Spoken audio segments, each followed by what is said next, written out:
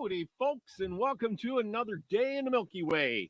Tonight, we got a great show for you. We're going to be doing the book of Enoch tonight. We're going to be looking at, I got this book here pulled up. This is the book I'm going to be reading out of. And as always, thank you for coming. I really appreciate. So tonight, this is the book we're going to be reading from. I got this exact copy right here in my hand. And as you can see, so there we go. This book, just as it shows in the picture, this book. Got it in my hand, and we're going to do a little reading out of there because it's cool. I mean, who I want to hear about fallen angels and all kinds of other crap?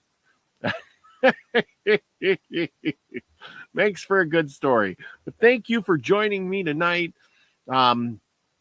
Sit down, have a bit of whatever. We're going to go through this a little bit, probably poke some holes in the whatever, the balloon. And I'm going to do my best to read some out of here. Hopefully we can get some covered. We only got about a half hour, and we're just gonna get right into this. But anyhow, I got this to share with you too. We're gonna go over a little bit of other things. Of course, like always, I like to share stuff. This here is Enoch, also was the seventh from Adam, prophesied in these sayings.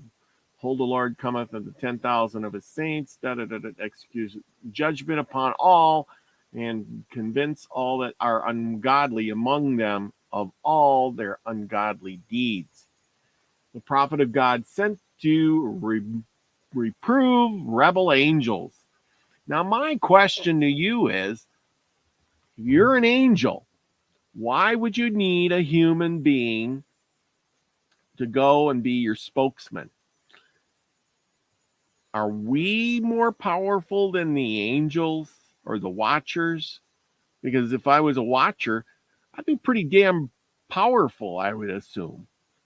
But apparently you're not. We're the good intermediates. Or are we? The prophet of God sent to rebel the angels. Okay, Enoch, the seventh of Adam's, Enoch, the seventh from Adam, father of Methuselah, was the great-grandfather of Noah, is sacredly referred to in the Holy Bible. Enoch also included Book of Enoch, is traditionally believed to have been written by Enoch. It is traditionally believed to be written by him. And studying these writings, the Christian academic blah, blah, blah from Yale University and the Dead Sea Scrolls, of course. The influence of Enoch on the New Testament has been greater than that of all other apocryphal and pseudepigraphal books taken together. All the writers of the New Testament were familiar with Enoch's book and were more or less influenced by the thought of this dictation. So why did the Christian church have it removed? That's a good question, people. There is no doubt that the Master Jesus was familiar with the writings of Enoch. And upon closer examination, many of these key phrases and sayings recorded as Jesus' red letter quotes. I remember somebody was standing there with a tape recorder recording everything Jesus had said. Remember? Anyway, Enochian scholars today have based their research findings on the original apocryphal Bible, which includes the Book of Enoch, first introduced to the modern world in 1821. English translation by Oxford Professor Richard Lawrence. Okay, where's it? The Dead Sea Scrolls. Okay, why is the Book of Enoch not in the Bible? That's a good question. That would be my question, too. Why then is Enoch's book not in the Bible, nor generally regarded as canonical official holy scriptures? Yes, you got to have that holy scripture. There is an ample evidence of Enoch's lost book story of 1,500-year disappearance from Western Christianity revolves around a concerted effort made by the Roman Catholic Church to suppress and censure its distribution. In fact, in the 4th century, some influential church theologians decried Enoch's book heresy. So, you know what that means? That's like saying our forefathers that owned slaves were evil, horrible people because at the time it was legal. And at the time, everybody owned slaves, unless you were a slave, of course. But who knows? Maybe the slaves had slaves. Well, I'd hate to be a slave of a slave of a slave. You know, hey, get me my shoes so I can go to work. Give me my shoes so I can go to work. Get you make you get your shoes. You see what I'm saying? Oh boy. Despite the Rabbi Jesus recorded words citing obvious references to the Book of Enoch, despite evidence of that the apostles and the early Christians accepted these words of Enoch as authentic scripture, the real mystery behind the story of the lost book in the Bible, Enoch's Bible, is only now coming to light. The reason that Enoch is not included in the Christian Bible today may explain in part by the subject that the book's predominant theme, fallen angels. Topic, how can you be an angel and be fallen? If God made people and he screwed up, obviously he made angels and he screwed up there too. So were the angels really angels? That's the question. How could they be angels then? Unless an angel is just a messenger, a different type of being. That's the way it has to be. The controversy for many theologians regarding Enoch's teachings center around on Enoch's claim of fallen from heaven as certain segment of the angelic realm. In his book, Enoch describes himself as a messenger, so maybe he was an angel, of the ancient of days, who in referred to Scripture as the Most High, the Great and Holy One. He's also sent Enoch to earth as a prophet with power to reprove the rebellious segment of angelic band called the Watchers. The Watchers were mighty guardian angels charged by God to protect mankind.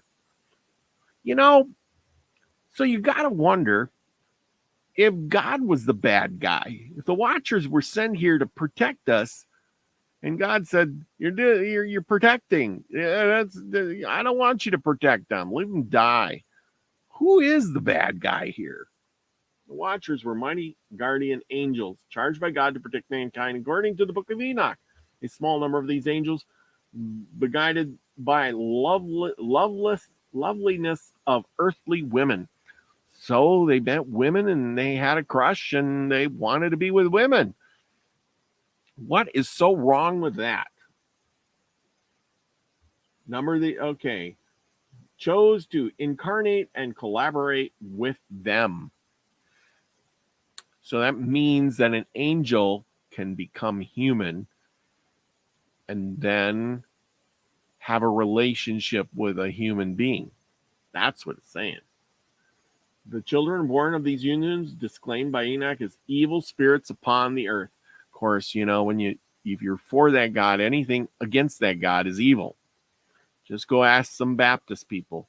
They'll say, if you ain't singing for the Lord, you ain't singing. If you ain't dancing for the Lord, you're not dancing. And if you're doing something other than not for the Lord, then you're not doing it, because that's just the way it is. And I think that is the way it is with a lot of them religions. So, you know, can the religion be too over strict? Huh. Okay. You know, if everybody did those kind of things, we would never get anything done on this planet of ours. Okay, so now that I gave you the little scoop behind it, the spirit of Enoch is with us today. Many of the community regard attend our, of course, everybody likes to hear the story of fallen angels, because guess what? It is an adventure story. This guy actually had adventures. Okay, we're just going to get right into it. We're going to skip over a bunch of these holy, holy, holy, have mercy on me crap things. Okay, we're going to go right to this part. We're just going to go right up to here. We're going to start with this part here in the book. Let's say the words of the blessings of Enoch within the blessed, blah, blah, blah, wicked godless to be removed. And he took upon his parable and said to Enoch, a righteous man, whose eyes were opened by God. What does that mean?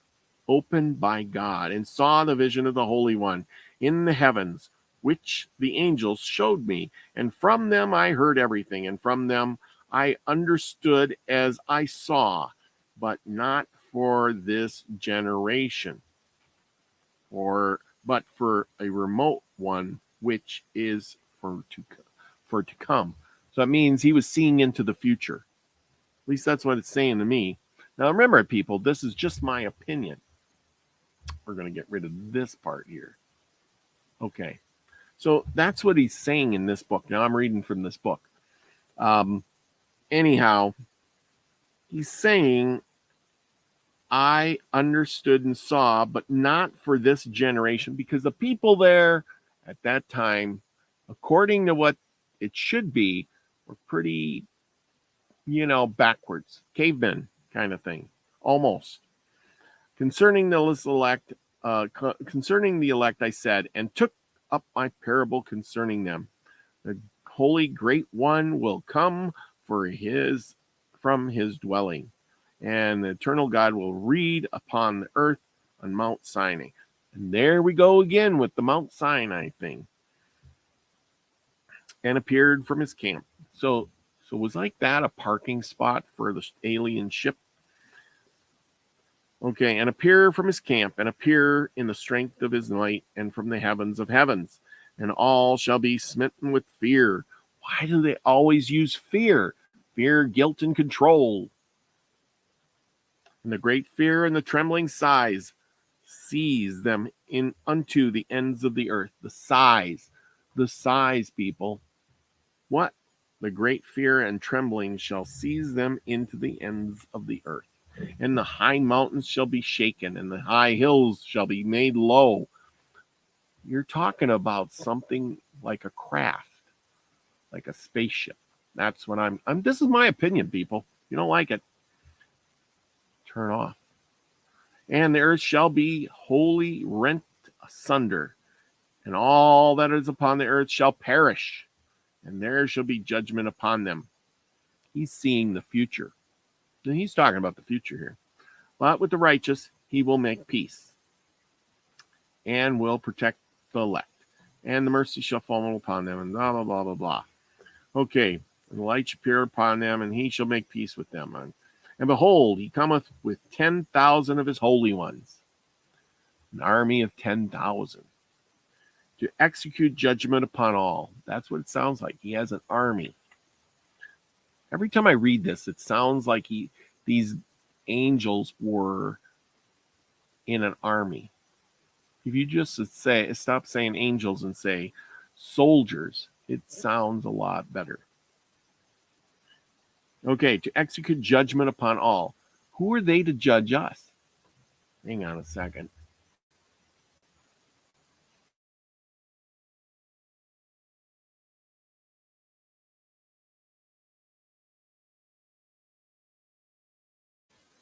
I'd yell at the dog. Sorry, everybody.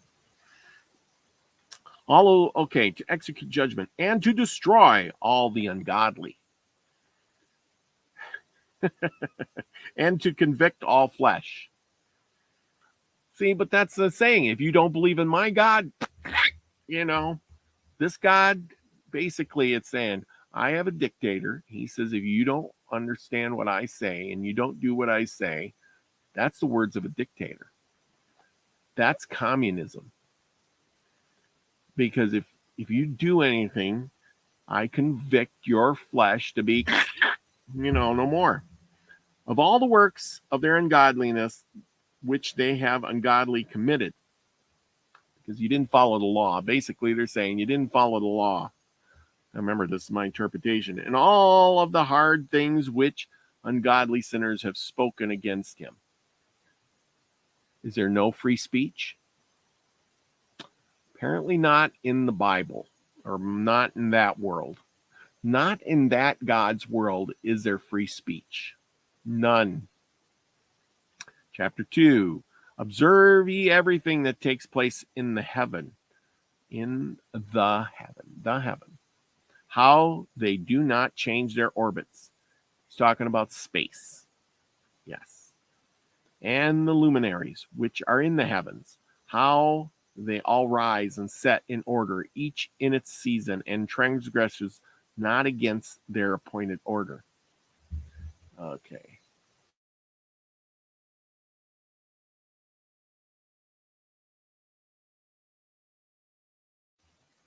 I got a dog doing bad things. Anyway, behold ye the earth, and give heed to things which take place upon it from first to last, now steadfast.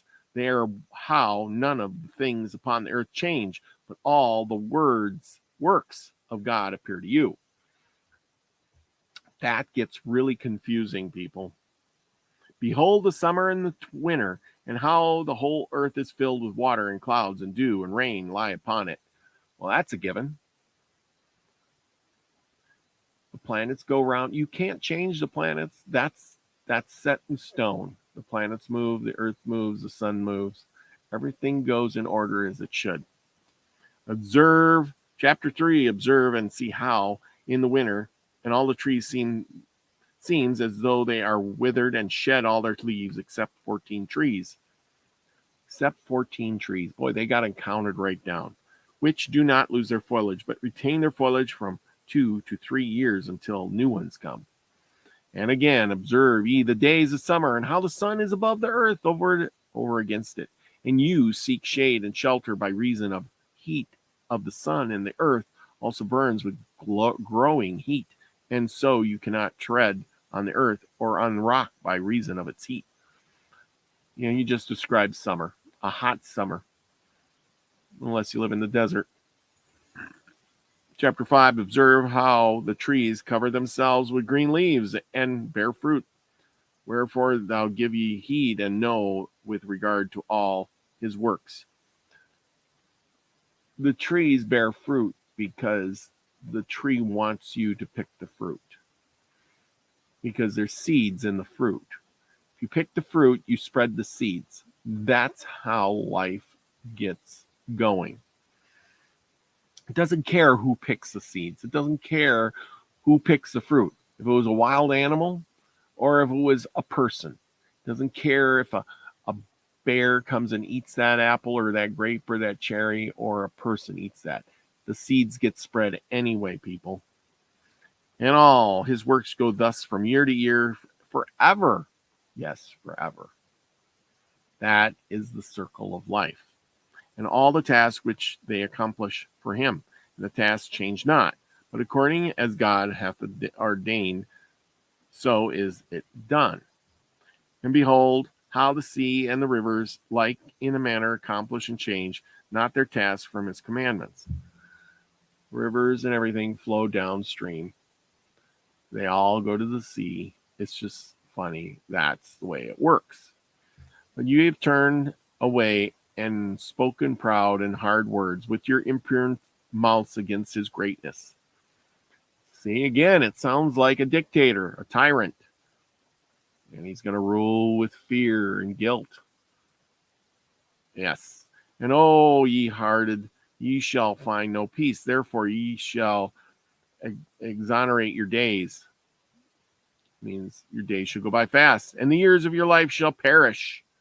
The years of your destruction shall be multitude and eternal extraction. Yeah, exactly. So basically, he's threatening you with death. Death.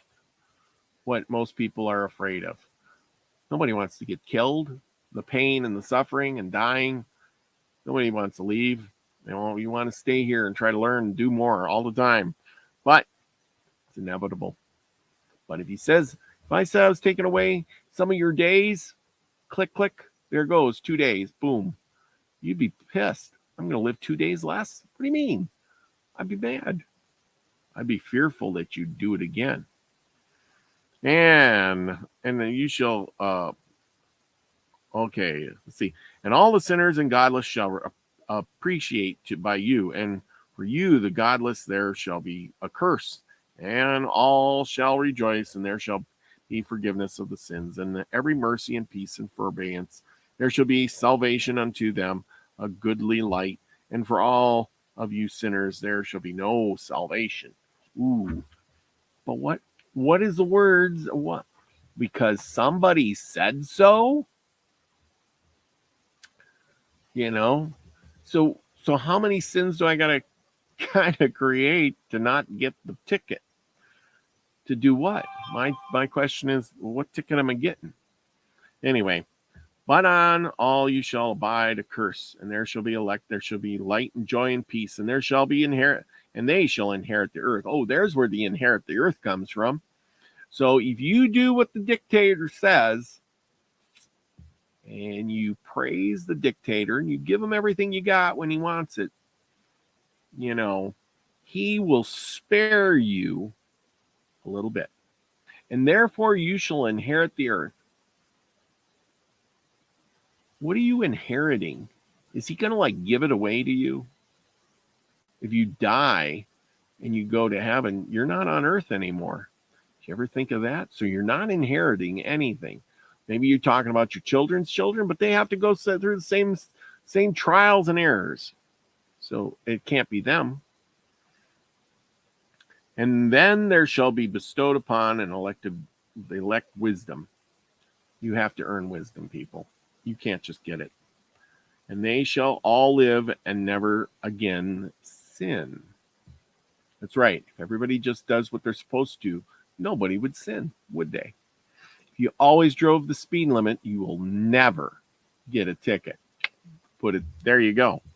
But they who are wise shall be humble, and they shall not again transgress, nor shall they sin all of their days of their life, nor shall they die of the divine anger of wrath, but they shall complete the number of days of their life. Oh yeah, I'm completing every day of my life. Every day that I'm living, I complete the day. And there shall be lives shall be increased in peace. And everybody wants peace. If you do what the dictator says, you shall live a good and long life, and you should be in peace. And the years of their joy shall be multiplied. Well, yeah, that would be, if you follow all the rules, you should have a joyous life, in eternal gladness and peace all of the days of their lives. Okay. And it came to pass, when the children of men had multiplied, that in those days were born unto them beautiful and comely looking daughters, and the angels, the children of the heaven, saw and lusted after them, and said to one another, Come, let us choose us wives for among the children of men, and beget us children. So, does this make any sense, people? You got to think, are angels all male then? Is there no women angels? Is it all manly, masculine angels then? If the angels were the children of heaven and they lusted after the women, wouldn't they be attracted to another angel before they're attracted to a human? Makes you start thinking that. I'd like your comment on that, please. Yes, I'm talking to you. Thank you. Okay, come, let us choose our wives from among the children of men, beget us children. And Semjaiah, who was their leader, said unto them, I fear ye will not indeed agree to do this deed, and I alone shall have to pay the penalty of a great sin. Well, he's breaking a law, the dictator. And they all answered him and said, Let us all swear an oath. And they all binded themselves by mutual appreciations, not to abandon this plan, but to do this thing. Yeah, they're soldiers. They came down here. They were given a task. And they said, we want a couple of days off to have a little fun. and or whatever, do something. And guess what? They got struck down. And they said, let's just not tell anybody. See, this is where I said, if you said they were soldiers, they were on a mission, that would mean, yes, soldiers are men. Men would come, they would do their thing. But then after a while, they want to have a little interaction with the female character.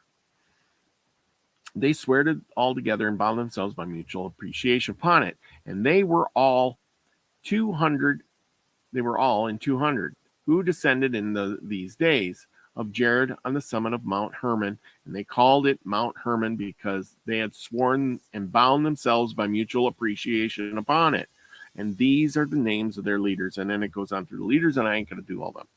But if you have leaders, think about it this way. You have leaders, you have an army of 200, you would have divisions.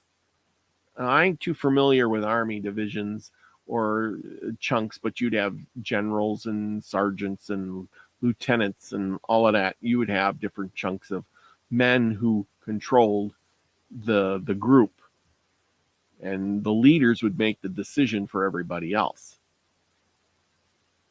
And all the others together with them took unto themselves wives, and each chose for himself one. And they began to go in unto them and to defile themselves with them, meaning that they had sex with them. But they only wanted one. Do you notice that? They weren't greedy. Didn't say, well, they took themselves, I want 15 wives or 20 wives. They wanted just one. They wanted companionship, which makes sense. Because don't you want companionship? Yeah. Why didn't they take themselves angel wives? Is there no women in heaven then? Good question. And cutting the roots and made them acquainted with plants. And the women became pregnant, and they bare great giants whose height was 3,000 ells, who consumed all acquisitions of men. And when men could no longer sustain them, the giants turned against them and devoured mankind. So that's what I'm saying. Yeah. Is that where the giants came from? Good question. Obviously, these guys were not giants, or they would have not taken mortal women. And if I could see where they could bear giants because of the genes. It's like mixing a donkey and a horse together. And they became pregnant. Okay. And then the giants were hungry. Put it this way. They were hungry and they were eating everything. And then they began to sin against birds and beasts and reptiles and fish and devour one another's flesh and drink the blood. The earth laid acquisition against the lawless ones. Yeah, this is their hunger. If you're that big, you're hungry. And you're going to keep eating. Then Azazel taught men to make swords and knives and shields and breastplates, and made known to them the metals of the earth and the art of working them, and bracelets and ornaments, and the use of autonomy and the beautifying of their eyelids, and all kinds of costly stones and all the coloring tinctures. Of course, they had knowledge. They came from another place, because they weren't from Earth, where they had technology and knowledge to show human men knowledge, how to make and do metals. And people are stupid. They don't think of that stuff. If you're out in the wild, you're going to be concentrating on whatever. Anyway, we're going to keep that short. We're going to wrap it up for tonight with our 30 minutes of fun and excitement. Remember, join me tomorrow or the next day or whenever. We'll continue with part 2 of this, and we'll pick up where we left off. Thank you all for coming tonight. It's been a pleasure, and without you, I couldn't be doing this. Thanks so much. Peace, everybody. Be the frequency you want to receive, though.